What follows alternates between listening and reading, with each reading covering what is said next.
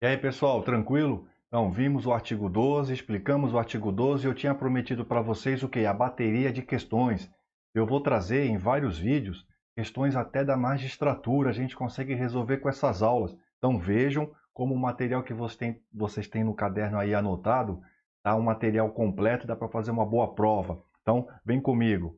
Olha só, essa questão aqui, pessoal, que eu trouxe, cobrado na Fundação Getúlio Vargas, prova para o Tribunal de Justiça do Piauí, analista, tá? O que fala a questão para a gente? Ó, o Aguinaldo, ele é filho de pai brasileiro e mãe estrangeira.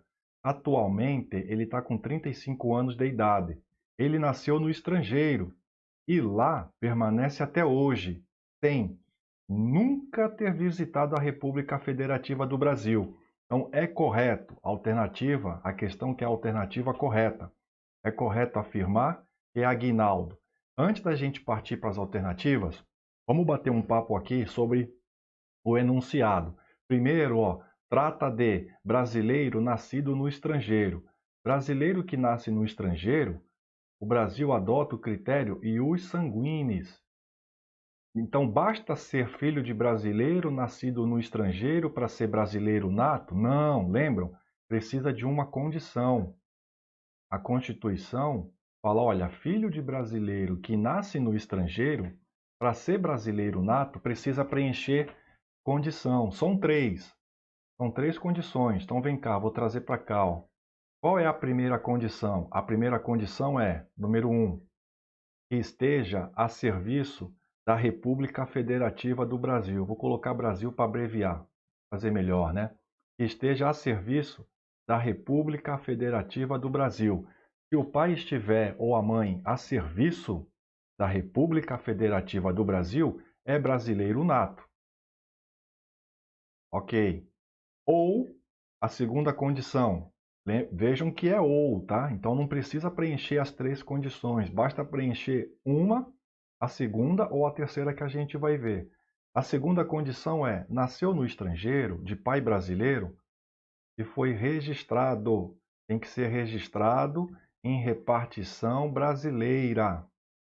Foi registrado em repartição brasileira, é brasileiro nato também, segundo a Constituição. E a terceira, ou, né, vou colocar de novo aqui, ó, é uma ou outra. Ou a terceira, qual é a terceira possibilidade? Ele tem que vir residir no Brasil, ele vai residir no Brasil e optar, após a maioridade, pela nacionalidade brasileira.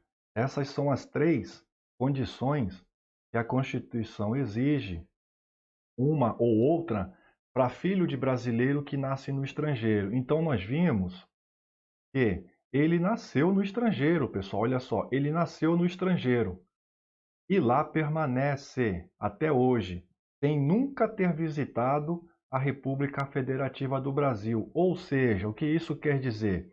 Isso quer dizer para a gente que, em relação a esta terceira condição, ele não preenche, porque ele nunca residiu no Brasil. Perceberam? Show de bola! Então, a terceira condição, ele não preenche. Então, não dá para ele falar que é brasileiro nato por essa terceira condição. Vamos ver.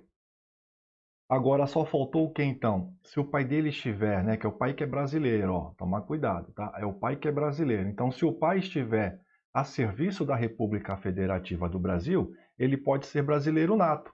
Ou, se ele for registrado em repartição pública brasileira, em repartição brasileira competente lá fora. Nós temos essas duas hipóteses para ele ser brasileiro nato, porque nós vimos que a terceira ele não preenche. Se a questão vier trazendo que ele é brasileiro nato, porque ele vai morar no Brasil, porque ele mora no Brasil, mentira. Porque ela já acabou de falar aqui para a gente no enunciado, ó. Ele nunca lá permanece, ele nunca veio ao Brasil, beleza? Então vamos partir para as alternativas. Alternativa A, deve ser considerado brasileiro nato pelo só fato de ser filho de pai brasileiro? Não. Nós vimos aqui, ó, que o ius sanguinis, ele exige mais uma condição e ele não preencheu. Então, não. É ius sanguinis e mais uma das três condições que ele pode preencher. Alternativa A está errada. Alternativa B, pode naturalizar-se. brasileiro desde que venha residir no Brasil? Não, nós vimos que ele precisa, aqui, ó, bem aqui no finalzinho da página, ele precisa residir no Brasil e ele precisa fazer o requerimento maior de idade, quando ele atingir a maioridade. Então, não é só quando ele vir morar no Brasil, faltou ele fazer o requerimento quando atingir a maioridade. Alternativa B também está errada. Alternativa C, deve ser considerado brasileiro nato? Opa, só pelo fato não, vamos ver. Caso seu pai estivesse no exterior a serviço do Estado brasileiro, show de bola. Qual é? É a nossa primeira opção. Mas já vamos assinalar? Não, vamos ver as demais, vamos ver os erros, se é que existem nas demais alternativas. Alternativa D. Sempre será considerado estrangeiro, já que nasceu fora do território brasileiro? Não, nós vimos que quando nasce fora do território brasileiro, o Brasil usa o critério do ius sanguinis. Então não, dá para ser brasileiro nato sim, nascendo lá fora, desde que preencha uma dessas três condições aqui, ó, abaixo da folha. Então a alternativa D também não tem erro, porque nasceu lá fora, pode ser brasileiro sim. Aí, tornar-se-á brasileiro naturalizado caso venha residir no Brasil e opte pela nacionalidade brasileira? Não. Se acontecer isso, a gente viu que essa aqui, ó, é a terceira possibilidade. Ele seria brasileiro nato e não brasileiro naturalizado. Mas essa questão também está incompleta porque ele precisa residir no Brasil, ele precisa optar pela nacionalidade depois que ele atingir a maioridade. Então a questão ela está incompleta duas vezes, podemos dizer, né? Não é nato, não é naturalizado, é nato e precisa atingir a maioridade. Então a questão alternativa E também está equivocada. Realmente sobrou para a gente a alternativa C, é a alternativa correta. Pessoal, perceberam? Com essas aulas que a gente viu aqui sobre nacionalidade, estão acabando com as matérias, acabando com as questões. Você vai chegar preparado no concurso público. Tenha fé, tenha confiança. Assista aos vídeos, anote aquelas dicas que eu dei. Você resolve qualquer questão. Vamos ver se eu trouxe mais alguma aqui. Olha, eu trouxe mais uma. Bora lá. Vamos conversar então. Olha o que está falando para a gente, pessoal. 2019 essa questão. Rogério, questão recente, para você ver, continua caindo e vai continuar caindo ainda. Ó, Fundação Carlos Chagas, técnico do Tribunal Regional Federal da 4ª Região. Então vamos ver. Alejandro é brasileiro naturalizado e está sendo acusado judicialmente de exercer atividade nociva ao interesse nacional. Então, vamos com calma. Aqui é uma possibilidade, né? Vamos resolver uma por uma. Então, o Alejandro é naturalizado e ele está sendo acusado de exercer atividade nociva contra o interesse nacional. Então, o naturalizado que exerce atividade nociva ao interesse nacional pode ser declarada a perda da nacionalidade dele. Então, essa primeira possibilidade aqui, ó, desse nosso amigo Alejandro, ele pode perder. Agora, a segunda possibilidade, Cláudia é brasileira nata e teve outra nacionalidade originária reconhecida pela lei estrangeira. Essa segunda possibilidade aqui, a Constituição autoriza. Ela não perde a nacionalidade brasileira. Por quê? Porque é a exceção que nós vimos no vídeo, pessoal. Ela não vai perder porque a própria Constituição autoriza. Brasileiro que tem a nacionalidade originária reconhecida por uma lei estrangeira não perde a nossa. Então, no segundo caso, não haverá perda. E Marcos é brasileiro nato, residente em estado estrangeiro, tendo se naturalizado naquele país. Opa, a regra qual é? Brasileiro que se naturaliza em outro país, a regra é perder a nossa. Mas tem duas exceções, né? Quando a primeira é essa daqui, é o caso da Cláudia, quando a lei estrangeira reconhece nacionalidade originária. E a segunda é quando há uma imposição para ele permanecer no território estrangeiro ou para exercer direitos civis.